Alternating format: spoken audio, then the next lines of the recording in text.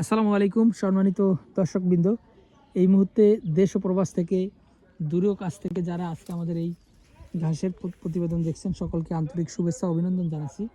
দর্শক শ্রোতা, যেই ঘাসটি নিয়ে কথা বলছি এটি হলো ইন্দোনেশিয়ান স্মার্ট নেপিয়ার ঘাস। গরু, ছাগল, ভেড়া, মহিষ, গারল যে কোনো গবাদি পশুর জন্য আপনারা এই স্মার্ট নেপিয়ার ইন্দোনেশিয়ান ঘাসগুলো চাষ করতে পারেন।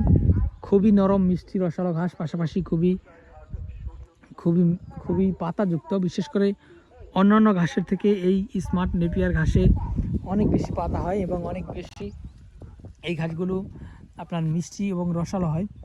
বিশেষ করে এই ঘাসটি আপনার গরুকে খাওয়ালে 40 থেকে 45 দিনে কেটে খাওয়ানো যায় এবং ছাগলকে খাওয়ালে যে কোনো ঘাসই কিন্তু 30 দিনে কেটে খাওয়ানো যায়। তো দর্শক শ্রোতা, আপনারা যদি ছাগল, গারলের জন্য চাষ করেন তাহলে প্রতি মাসেই এই ঘাসটি কাটিং করতে পারবেন বা কেটে খাওয়াতে পারবেন। এবং যদি আপনারা এই ঘাসটি গরুকে বা মহিষকে খাওয়ান তাহলে 45 থেকে 50 দিনে কেটে খাওয়াতে পারবেন। তো দর্শক, আমরা মূলত এই স্মার্ট নেপিয়ার ঘাসগুলো সারা বাংলাদেশে কুরিয়ার সার্ভিসের মাধ্যমে ক্যাশ ও কন্ডিশনে ডেলিভারি দিয়ে থাকি।